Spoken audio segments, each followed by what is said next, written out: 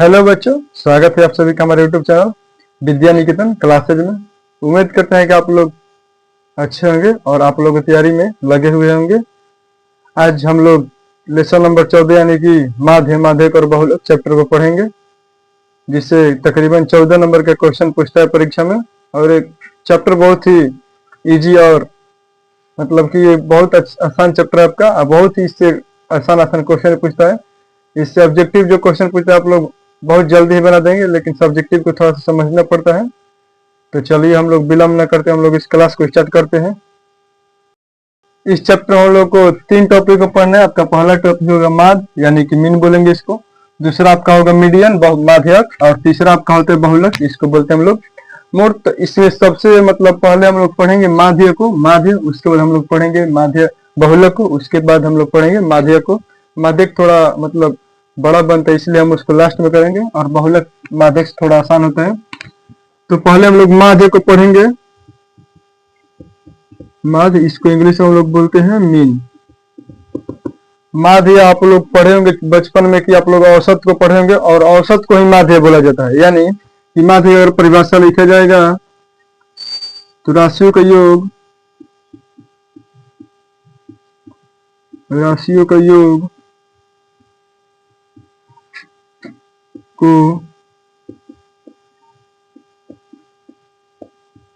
राशियों की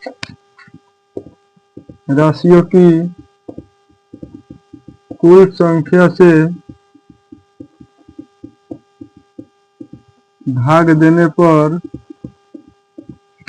प्राप्त मान को माध्य कहते हैं।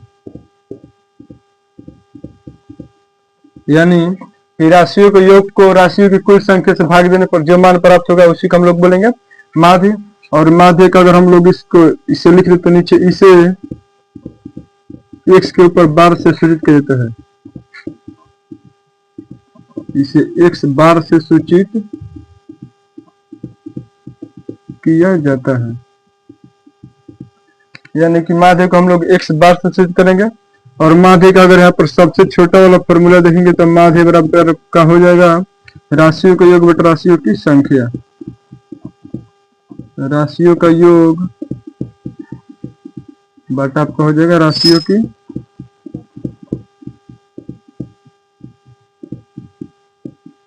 संख्या। यानी कि माध्य के यहाँ पर पूरा परिभाषा सहित दिया हुआ है। माध्य यानी राशियों के योग और राशियों की संख्या से भाग देने पर जो मान प्राप्त होगा उसको हम लोग माध्य बोलेंगे। माध्य को हम लोग x बार सूचित करते हैं, जो कि यहाँ पर x बार यहाँ पर दिया हुआ है। और माध्य का आपका फॉर्मूला होता है कि राशियों का योग बटा में राशियों की संख्या। यानी कि मान लीजिए कि आपका कुछ राशि दिया होगा और उसमें जितना भी राशि होगा तो राशियों को पहले ऊपर जोड़ लेंगे और नीचे जितना होगा उसको लिखकर भागा लगा देंगे, और जो मान प्राप्त होगा उसी को हम लोग माध्य बोलेंगे। तो चलिए हम लोग इस फॉर्मूला से कुछ क्वेश्चन बनाते हैं।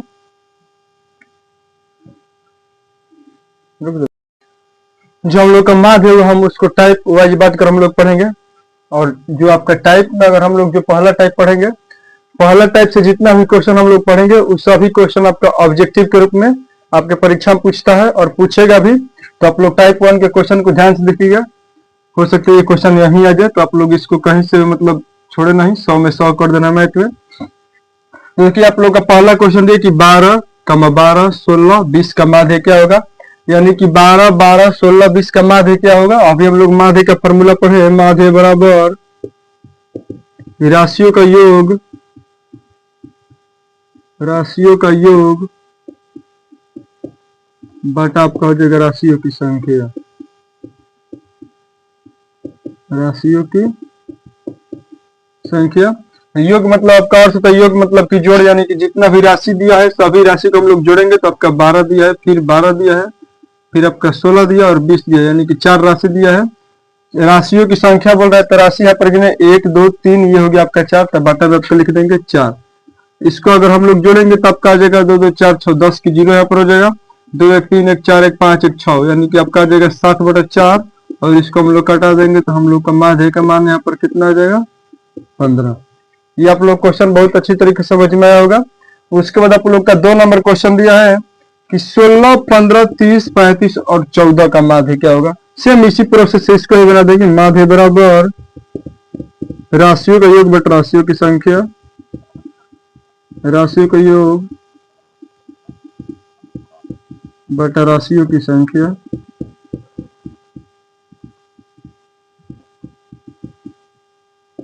यहाँ पर देखिए राशि यहाँ पर दिया आपका 16 प्लस में हो गया आपका 15, फिर 30 दिया है, फिर 35 दिया और यहाँ पर एक दिया है 14।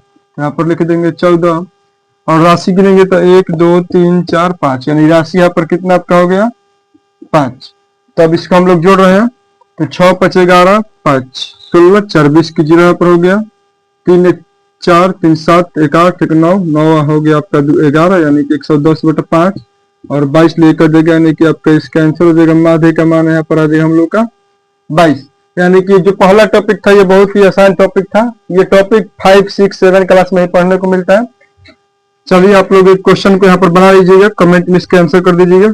यहाँ पर आपका कमेंट है 16 20, सॉरी क्वेश्चन है आपका 16 20 45 30 और आप कहोगे 14 का माध्य क्या होगा। माध्य क्या होगा, इस क्वेश्चन का कमेंट बॉक्स में आप लोग आंसर कीजिएगा। इसका आंसर हम लोग देख रहे हैं, अगर आप लोग को समझ में आएगा तो जरूर आप लोग क्वेश्चन बना देंगे और हमको लगता है कि आप लोग अच्छी तरीके से इसको समझ भी लिए होंगे। टाइप 1 के क्वेश्चन आप लोग को अच्छी तरीके से समझ में आए। अब हम लोग टाइप 2 को पढ़ेंगे और टाइप 2 से जो क्वेश्चन होगा वो थोड़ा सा मतलब सम संख्या विषम संख्या से रिलेटेड होगा, जो कि वो भी एक ऑब्जेक्टिव के रूप में ही पूछता है। तो चलिए उसको हम लोग देखते हैं। पूछता है कभी कभी ये सब्जेक्टिव के रूप में भी देता है और सब्जेक्टिव के रूप में अगर देगा तो आप लोगों को फायदा होगा कि कम ही बनाना पड़ेगा और 2 नंबर मिल जाएगा। तो इसमें सबसे पहले हम लोग 4-5 संख्याओं को पहले हम लोग चर्चा कर लेते हैं। आपका पहला होता है प्रकृत संख्या, यानी कि गिनती की संख्या को हम लोग बोलते हैं प्रकृत संख्या, यानी कि जो 1 से स्टार्ट होगा और अनंत तक जाएगा उसी को हम लोग बोलेंगे प्रकृत संख्या।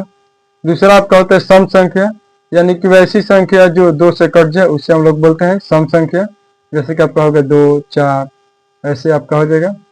विषम संख्या का आपका परिभाषा हो सकता है कि जो संख्या 2 से नहीं कटता है उसे विषम संख्या बोलते हैं, जैसे आपका हो जाएगा 1 3 5 7 बहुत मतलब आगे तक अनंत तक हो जाएगा। और आपका एक होता है अभाज्य संख्या। तो अभाज्य संख्या हम लोग बोलते हैं कि वैसी संख्या जो एक और अपने आप से कटे, मतलब कि वो स्वयं से कटे और एक से कटे, उसी संख्या को हम लोग बोलते हैं अभाज्य संख्या, जैसे आपका हो जाएगा 2 3। और एक लास्ट संख्या आपका होता है पूर्ण संख्या। तो 0 से जो संख्या शुरू होती है उसी को हम लोग बोलते हैं पूर्ण संख्या। 0 से स्टार्ट होकर यानी कि अनंत तक जाएगा उसको हम लोग बोलेंगे पूर्ण संख्या। तो ये 5 संख्या थी और पांचों संख्याओं से हम लोग क्वेश्चन बनाएंगे। लगभग 15-20 क्वेश्चन यहाँ पर होगा इन सही संख्याओं से। प्रत्येक संख्याओं से 3-3 क्वेश्चन 4-4 क्वेश्चन हम लोग करेंगे। उसके बाद टाइप 3 को हम लोग पढ़ेंगे। तो टाइप 2 का थोड़ा प्रोसेस लंबा होगा, तो आप लोग इसको ध्यान से देखिएगा। तो पहला आपका यहाँ पर क्वेश्चन दिया कि प्रथम 10 प्रकृत संख्याओं का माध्य होगा। प्रथम 10 प्रकृत संख्याओं का माध्य पूछ रहा है।